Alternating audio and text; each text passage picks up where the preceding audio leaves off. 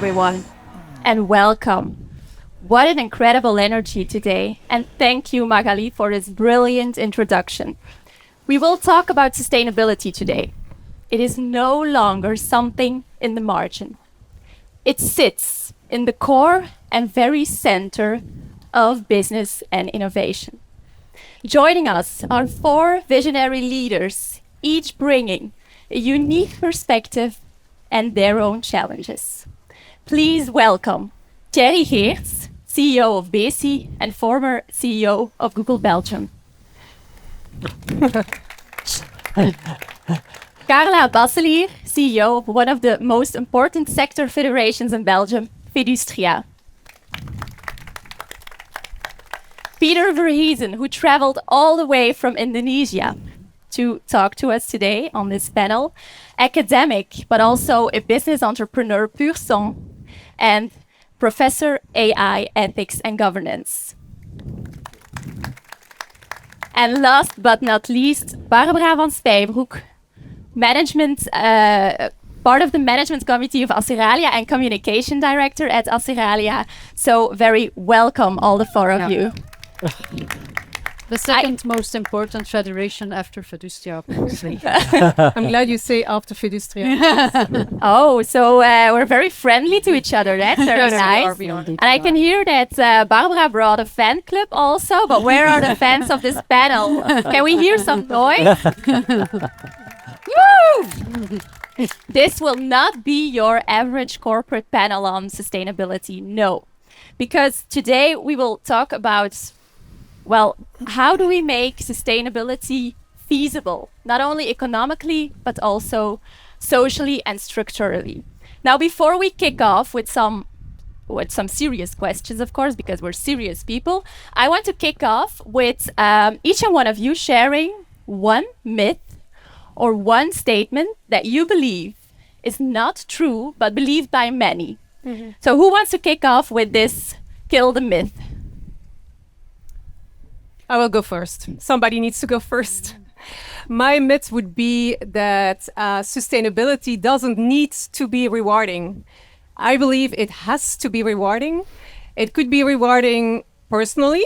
It could be rewarding socially. It even could be rewarding economically. So I feel that the best sustainability strategy is one that combines or aligns long-term benefits with a sustainable behavior. All right.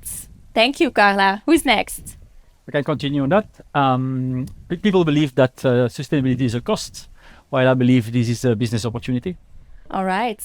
I agree. I'll go after Thierry.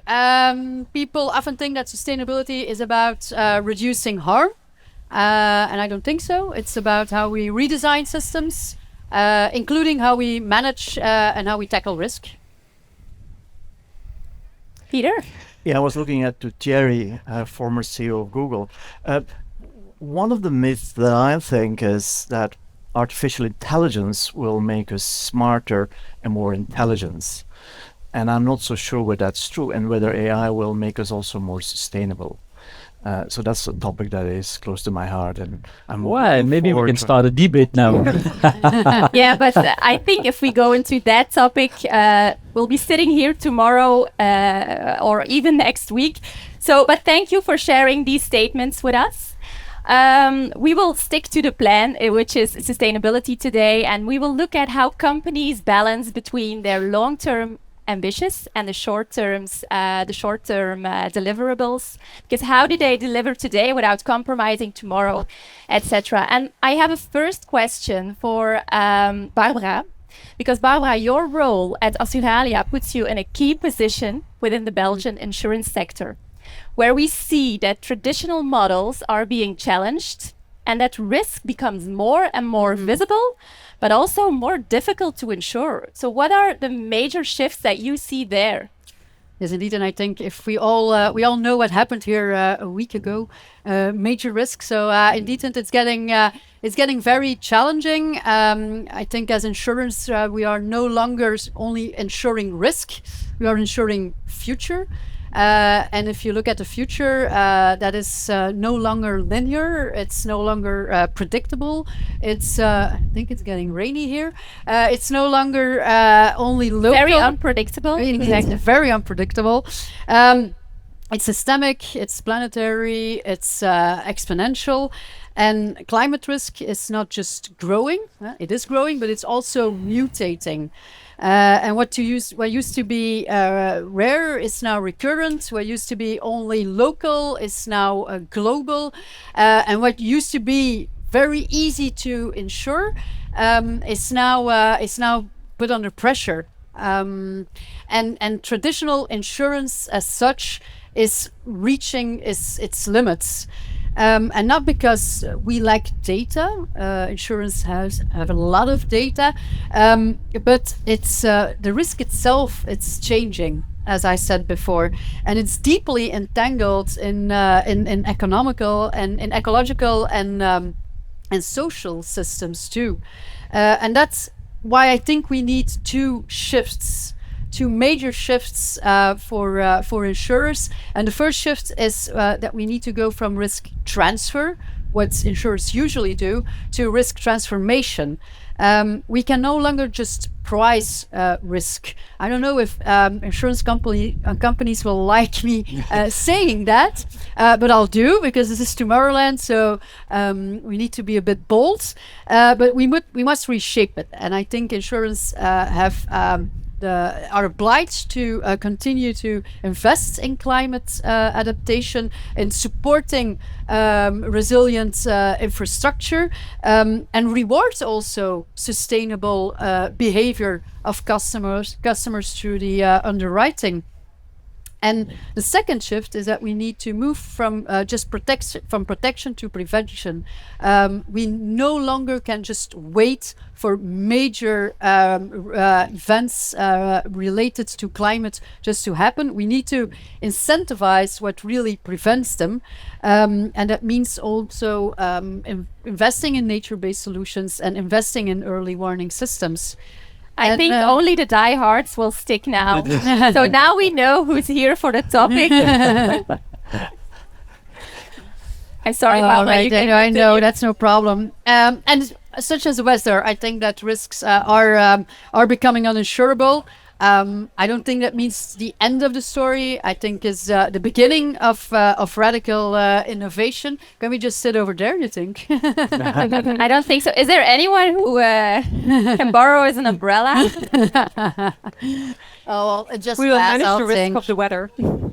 Exactly. No, but I hear what you say, Barbara. I think climate risk is often neglected. People say no, it's not tomorrow. But if we look at the last big events like Pepinster a couple of years ago, climate risk is there, so we need to do something about that. Absolutely. Okay, for the sake of the time, Yes, I need to ask you to wrap it up, or you still want to add a final statement to that? No, it's well, there is an umbrella. We'll share it. Okay, I will give it to the person speaking, and then you'll be hoping that the next question is for you. I'll just continue. Thank you so much. I'll hope it passes. Thank you. Oh, next to you. All right. All right, where were we? No, so, you've been last I'm fine. statement, I'm Barbara? No, I know it's not so risk. Is it getting uninsurable? Yes, maybe a bit. But what the real risk is that we're not adapting. And I think that insurance, it's not only about the balance sheet and about the financial balance sheet. It's really how we will redesign our systems and reward also sustainable behavior. All right, thank you, Karla. From an industry perspective, do you have anything to add to that? Well, I'm glad to hear that insurance companies do not see risk as major. You see that risks and insurance companies now want to shift to helping companies in the transformation. Because my biggest fear would be that due to a lot of events, but also climate change, that it would be very difficult for risky projects, new innovation, that insurance companies would just say, well, we don't want to take any risk further. We don't want to be part of an innovative product. And that's a bit my challenge. From an industry point of view, we are obliged to now work within a circular economy. So you have to have insurance companies that are still willing and able to support your project. So I'm glad that I hear there's also a shift in mindset at the insurance companies base. All right, great. Peter, as a professor of governance, purely from a governance point of view, how do you feel about these traditional models being challenged? It's a hard one in a sense that governance is about prospects in the future. And insurance, it's all about statistics and basically calculating what the possibility is that you have to pay out. My worry is with climate change that boards need to think about risk profiling, about the absorption possibilities they have or not having. It's about insurance companies need to think about reinsurances, and there are specialized corporations like Swiss Re. Exactly. It's about diversification. But because climate change is systemic, I'm a little bit worried that it may dramatically affect insurance corporations, and boards need to take that into account. So to me, it's about risk tolerance, risk understanding, and how far you can go. And like with banks, it's about capitalization and so on and so forth. But it's a highly regulated market. And so I think government will impose it on insurance companies. But I see in the world, in Asia where I live, risk is becoming also a big issue for them. So it's not just in Belgium, but it's in the world. No, and I hear you say, how far can you go? And that's something I hear in the industry as well, Karla. We know that, Karla, as CEO of Fedustria, you see firsthand how the industry is being pushed to decarbonize, is under so much pressure. But how do you make this not only socially feasible, but also economically feasible? That's a good question. First, I would say that I believe the industry already taking a lot of responsibility on moving towards that green transition. I think a decade ago, or even decades ago, the industry saw they had a reputation and a responsibility to involve in sustainability. And that today we do that because we are forced due to legislation in a very difficult market, if I can say, in a fragile economic market, but also in a fragile legislative market. And I would love to touch upon on that. In 2019, the European Commission launched the Green Deal with a bold statement, a bold ambition that Europe, the first continent, would be climate neutral, would have zero emission. A bold statement which I fully endorse and which fully support. But the way then the Commission started with pushing legislation to companies, they did it too rapidly. And they forgot that they also had to protect the competitiveness of companies. And they also forgot that we work in a globalized business where companies export to third markets, and that we also have to protect companies that export to those markets when they need to be competitive in order to stay sustainable and invest in sustainability.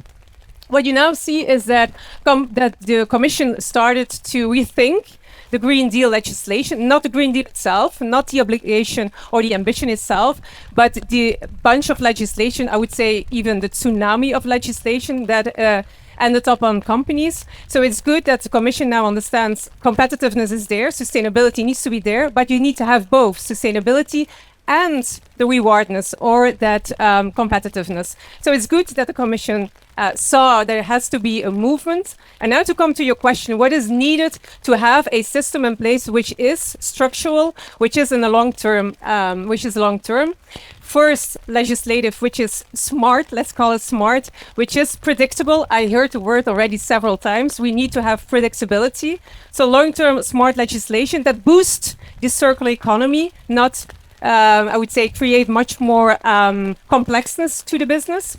Second, sorry for the weather. I mean, if my hairdresser sees this, she will cry. Yeah, I think mine would do the same. Second, we need much more collaboration. Collaboration within the industry, but also collaboration outside of the industry, within the value chain, but also outside of the value chain. If I looked at my own business, textiles need to recycle at a very rapid pace. To 2030, we have to have 50% recycled content. That means that we have to work together with the recycling business. Oops, Oh, I'm sorry. that's fine. And third, join me. Join us. Go ahead. Join us. It's very cozy here. A third element which I believe is very important is that we don't forget people. People are still in the center of our business, of our manufacturing companies. I think a lot of people here will talk about digitalization, automatization, even investments in technology, but don't forget that people are at the heart, at the center of our business. So we also have to reskill them to move in a sustainable manner. And finally, I know the crowd is leaving us a bit here, but the consumer is quite important. You all are consumers. If I would ask the crowd if you feel you behave sustainably, normally 86% would say, yes, of course. Those who can still raise their hands, raise your hands and say, yes, I believe I'm acting sustainably. But if we then ask you, are you willing to pay a premium for a circular product, for a sustainable made product, even within Europe? 9% of the people standing here today, perhaps 12%, because the people of tomorrow like to be sustainable, but between 9% and 12% will say, yes, I feel I'm sustainable. So that means that we feel we are sustainable, but we are not yet willing to buy or to pay for a premium for But sustainable Karla, products. if I may, maybe we can ask the question to the audience. Who would buy a product if it was, let's say, 20% more expensive, but sustainable? Who would do that?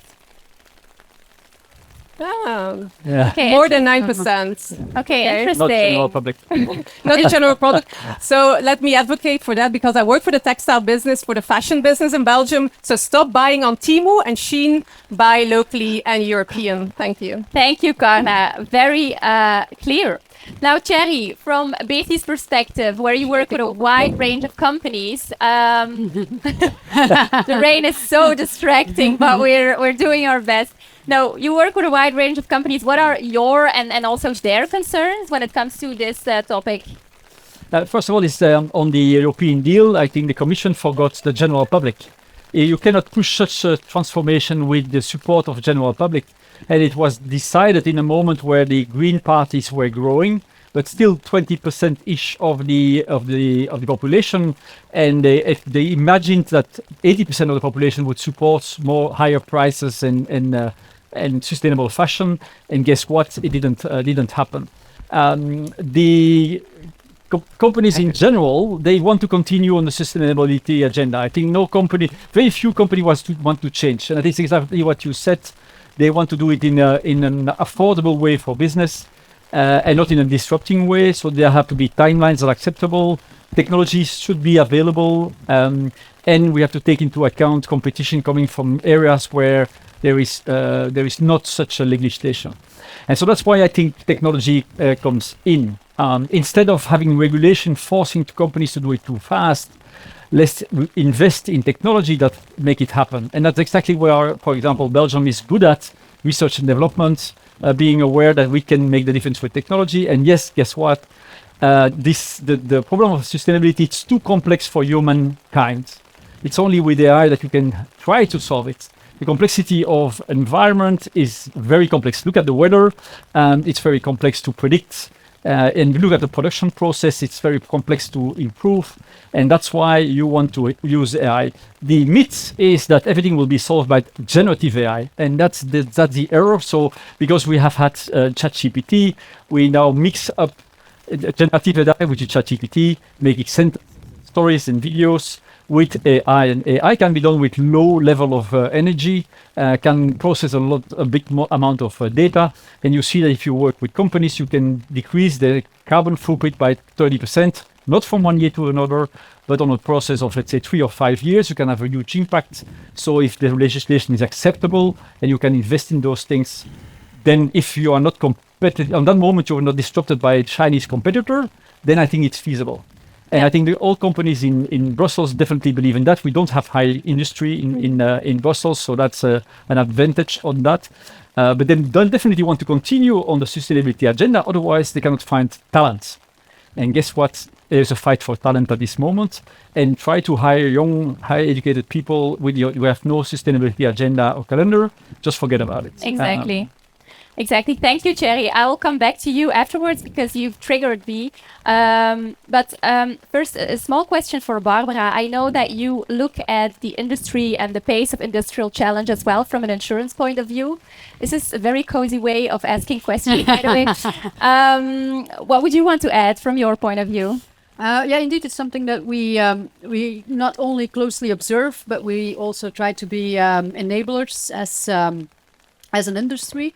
I think the biggest barrier for change and transformation, it's not resistance, it's uncertainty. And we've talked about it. There's a lot of uncertainty about regulation. There is also a lot of uncertainty about technology, about long-term viability. And again, there we as insurers, we have a role to play. We can take away quite of that uncertainty by making sure that we promote investing in green technology, that we put products on the markets that can help the climate-related tackle the climate-related risk, so yes, I think from our side the transition is possible, is feasible, but we will need to work closely together. All right. I hear investing in technology. Thierry, that brings me to you. You've also said something that triggered me. A lot of companies, especially tech companies, they present themselves as the power of progress because of all their abilities. And I think that's true. But with great digital power or innovation power comes also great responsibility. So how do they balance that with being ethical and humanity at the same time? Knowing the companies from inside, or one company from the inside, it was quite okay before Trump. And so you see that the biggest risk for humanity at this moment is not the climate change, it's populism. Because once populism enters the system, forget about sustainability, forget about diversity, forget about equity, everything goes down the drain. And so what we are building here in Europe with a long-term democratic system that will improve our footprint, but also our diversity, can just go down the drain because we have 25% of populists is enough to kill the democratic system. And you see that all the tech companies, most of the tech companies that are acted quite responsibly, are now under pressure not to do so. It's not that they are able just to continue, they are under pressure to stop doing more diversity and more sustainability. And that's a difficult thing because you can say, yeah, but the CEO of Google has to be responsible for that. He's also responsible for 3,000 million valuation on the 3 trillion on the stock markets, and that's invested in pension funds.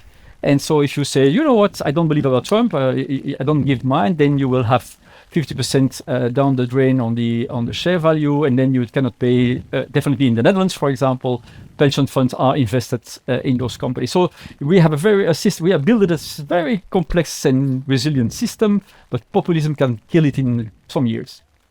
Very interesting. Thank you. Peter, you've studied a long time things around governance and leadership. So what's your take on this one? With respect to AI? Okay. Not. I was waiting for the boomerang. Tomorrowland, the land of tomorrow. We don't know what's going to happen tomorrow. But there's one thing that I feel is crucial. The future is going to be digital and it's going to be relational. And when I say digital, that's obvious. AI will change our world. AI is not going away. We should embrace it, but we should do it in a responsible manner. The future is going to be relational, or it's not going to be. Relational meaning the interdependencies of our world, be it ecological, social, ethical, business. Governance is about power. Who makes the decision of what to invest and where to go? And one of the things that I'm afraid, I'm not afraid of AI. I'm more worried about the CEOs and the politicians that control the algorithms behind.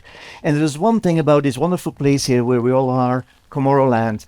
One thing a computer cannot do, imagine tomorrow. Because creativity critical thinking is profoundly human. And that's something a computer cannot do at this moment. I'm not saying the future, but AI is basically statistical probability thinking, even in Gen AI, and it's all to do with data that are somewhere trained or a computer is trained on it. So for me, governance has to do with what kind of tomorrow do we want to aspire? Okay, but that brings me to a very interesting question. When we look at leadership and accountability, which both lead to good governance, we see that this knows an evolution in uncertain times. And I mean, we live in uncertain times with a lot of complex questions around AI. I told you this was not going to be your average panel. And I mean, I kept my promise. No, but back to the question. So, Peter, what is your view on that? So the uncertain times and the reaction of leadership and accountability within that. It's very paradoxical. Business don't like uncertainty, but every entrepreneur knows where there is uncertainty, there is an opportunity. And so for me, it's maneuvering, navigating between the incredible volatility that we see today, even geopolitically, technologically, sustainability. They're all kind of uncertainties. But I'm quite optimistic about the future, as long as we don't kill ourselves, be it by a populist dictator or by whatever it is, climate change-wise. So I'm not so worried. But you asked me about governance. Governance is about where do we invest, and why is governance so popular today, or should it be? Because it's a board that takes the decision of the direction where you want to go. The long-term ambition. Yeah, where we want to go tomorrow, here, where we want to go. Yeah. And that's crucial. And before it was, and you have to make the distinction between multinationals, family companies, state-owned enterprises. All right, thank so you. That's a small. Yeah. Now, this brings me to the end of the panel for the sake of the time, but I have one more interesting question for all of you. If you could wish more of one thing and less of another, in life in general, so not only business, but in general, what would that be? So just a short, bold statement, more chocolate, less something. But it should be a bit more corporate, let's say. No, just kidding. You're free. Barbara, you're sitting next to me. What would you say? Thinking more sun, less rain. No, just for what we're seeing, more empathy and less ego. I love that one. Thank you. Well, she set the bar really high right now, Peter. I did. Well, during COVID, I was, like everybody, was stuck. And so I wrote a book. And the title was Making Wise Decisions in a Smart World. And that's what I wish. Wisdom has to do with the creativity, the ethical understanding of the world. And smart is about efficiency. We're only going to survive if we trust each other. And that has nothing to do with pure efficiency. That has to do with, again, the relation. So for me, wisdom, more wisdom. And yes, smartness is important. But yeah, more wisdom, and close to that is also including empathy and ethical understanding. All right, thank you. Karla? Barbara set the bar very high, but I would go for more chocolates. Yeah, definitely more chocolate and more sun even as well. No, I go for more courage to choose the right path, perhaps not the easy one, and less conformity. Sometimes we have to choose something which is different than what we already did for so many years and so many decades to really feel innovation and really feel creativity. All right, thank you. And Thierry? I will go for less polarization, which is very close to empathy. It's you see on social media now that even reasonable people argue about things that they can just discuss or disagree on. We need more vooruitgangsoptimisme, believe in the positive outcome in the future. And I think Tomorrowland is a nice place to be. We came out Second World War when Europe was really down the drain, and we believed in the future, and so we built a better future. And the last 50 years were quite amazing. And now I see people that don't believe that you can solve the problem. If you don't believe that you can solve the problem, there is no way you can beat it. If you believe you can solve the problem, you will fix it, because I believe humanity is amazing, adaptive, and has technology to find solutions. All right. Beautiful words by 4 visionary business leaders. I'm really happy that they made time for this panel discussion. And if there's one thing that I will take away from this panel, it is that sustainability does not have to be perfect. It's about moving forwards with courage, collaboration, and a long-term ambition. So thank you. Please give them a warm applause. They sat in the rain for so long. Thank you to the public for bearing with us. These are the diehards. Thank you so much.